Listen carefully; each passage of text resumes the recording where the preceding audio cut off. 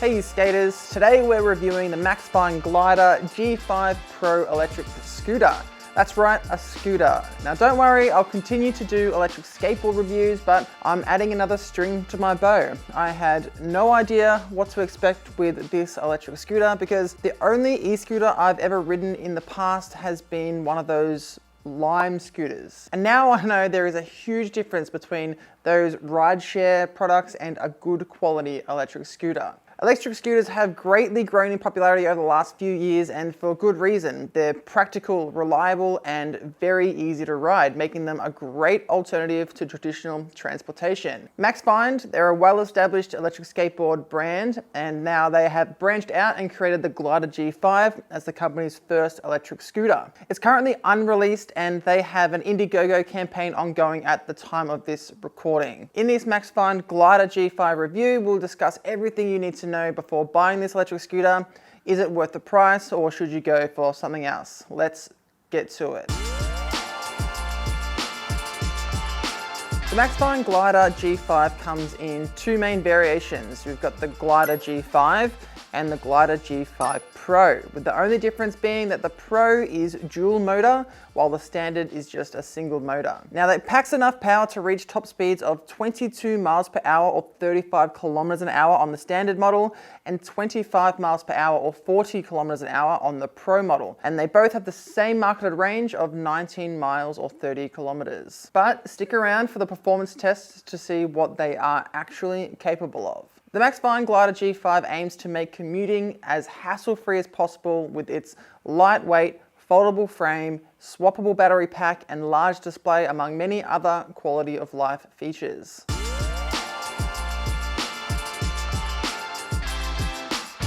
The Maxfind Glider G5 might not have the most insane performance specs, but it has a heap of features that make it a great electric scooter. The Maxfind Glider G5 is sleek and beautifully designed. It's constructed with lightweight yet durable aluminium alloy, providing smooth and stable performance while withstanding the rigors of everyday use.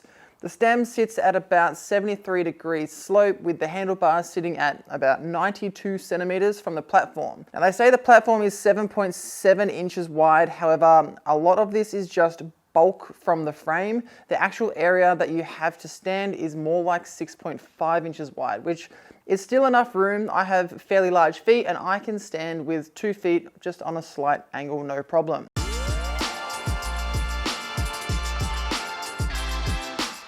I'm 5'11", and when I'm standing on the scooter's platform, my arms are at about 115 degrees when I'm holding the handlebars, which is perfect. You generally want your arms to be within about 100 to 120 degrees for optimum comfort. It has a 22.8-inch U-shaped handlebar, which is a decent length. It means that my arms still sit fairly close to my body without feeling too squished. The stem is a fixed height and the handlebar is integrated into the stem, so if these measurements don't suit you, then unfortunately this isn't the electric scooter for you. However, I think these dimensions will fit the majority of people. Now, working from the inside out, in the middle of the handlebars is a huge bright display that shows you battery level, speed mode, current speed, the indicators, lights mode, and Bluetooth connectivity.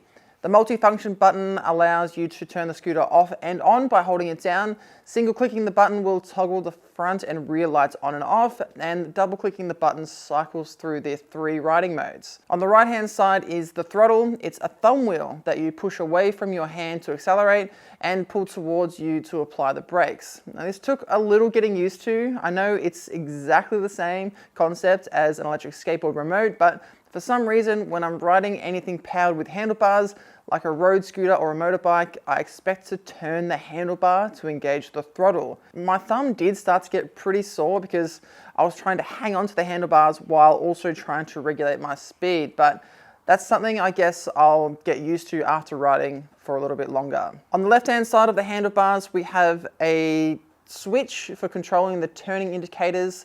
The default position is in the middle, which is off. Click it to the right and you'll turn the right indicator on, and click it to the left and you'll turn the left indicator on.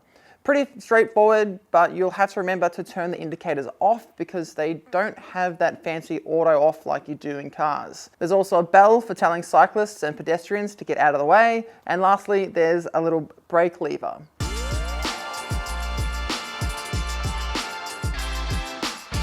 Interestingly enough, you can apply the brakes in 3 different ways.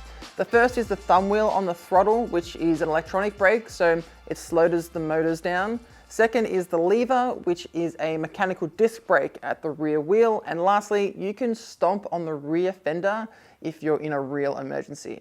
I would avoid using the rear fender brake because the way it works is by applying friction between a pad under the fender to the rear tire, so you'll see a lot more wear and tear on your tire if you do this often.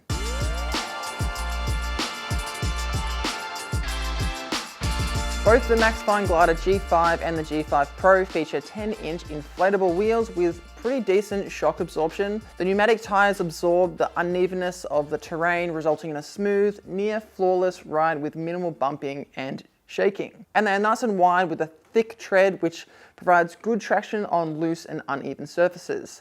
The only downside to these tires, like all pneumatics, is that they can be susceptible to flats, and by the looks of these hubs, it seems like it would be a bit of a nightmare to change a flat tire on this electric scooter. I mean, it's a pain just to pump them up. Take a look at how close the nozzle is to the hub. There's all this space left open for the nozzle, but they've just set it right next to the hub. There's pretty much no chance of getting a pump head around that nozzle without a little bit of extra effort.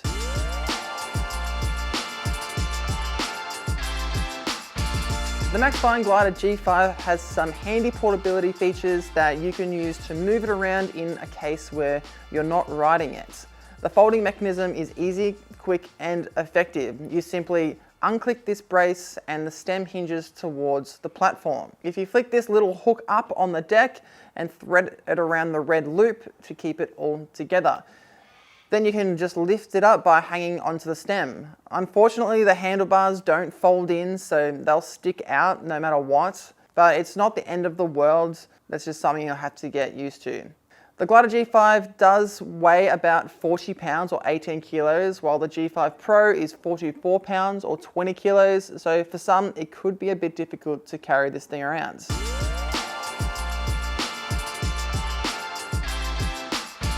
The regular G5 is equipped with a single 750 watt motor, whereas the G5 Pro has a dual motor with a combined wattage of 1500 watts.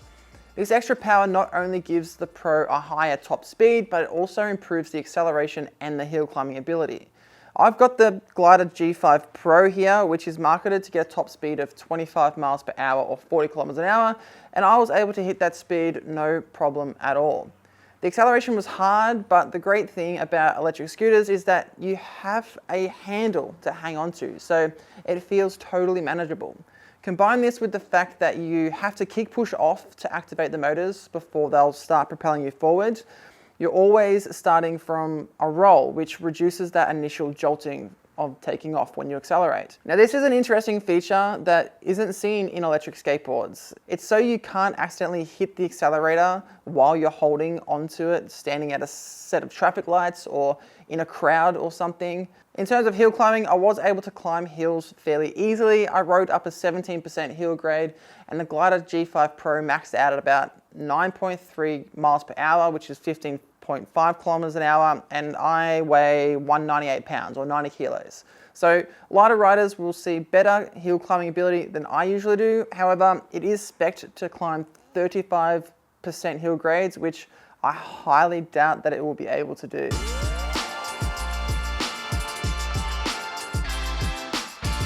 Equipped with a 12S3P 376 watt-hour battery with Samsung cells, both the G5 and the G5 Pro come in 2 configurations, standard range and long range. But don't be fooled.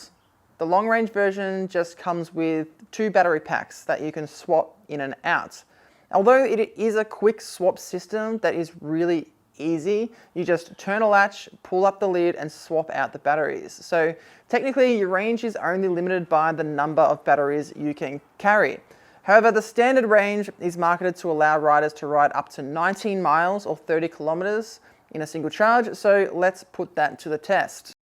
Out on my first ride, I must admit it was a bit unfair. I went up and down some huge hills, as you can see in my ride map here, and I tested this top speed a few times. And to top it off, it was also super windy.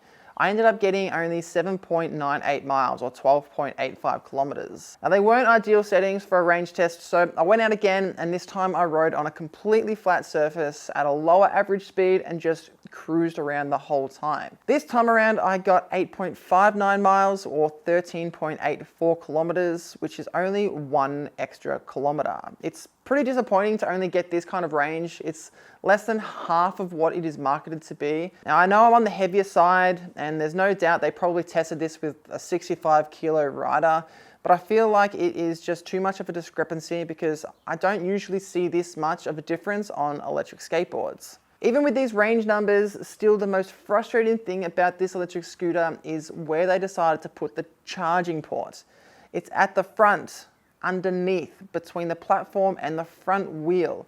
Literally anywhere would have been better.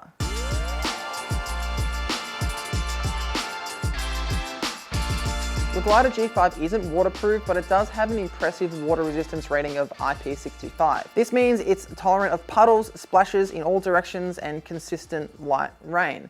It's not built for immersion, and I would still not recommend riding it in the rain and wet conditions, but it's well made for the weather and riding in a little bit of water.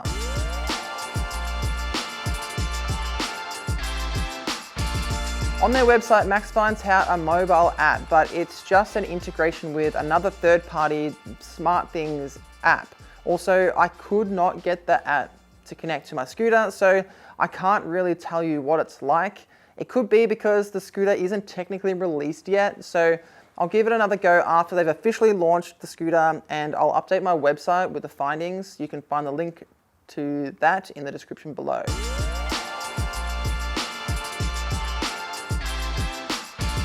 The Maxfind Glider G5 excels in 3 things: design, ease of use, and features. It's better than most electric scooters of the same price in that department. In terms of performance, the speed is great and you'll have a lot of fun riding this electric scooter. However, the range is a bit of a letdown, especially when you're expecting it to be a lot more. If you're looking for a feature-packed electric scooter for commuting and you don't have too far to go, then the Glider G5 Pro could be a good option for you. That's it. That's my Maxfind Glider G5 electric scooter review. I hope I've helped you find the best electric scooter that's right for you. Please ride safe out there, e-skaters, and I'll see you soon.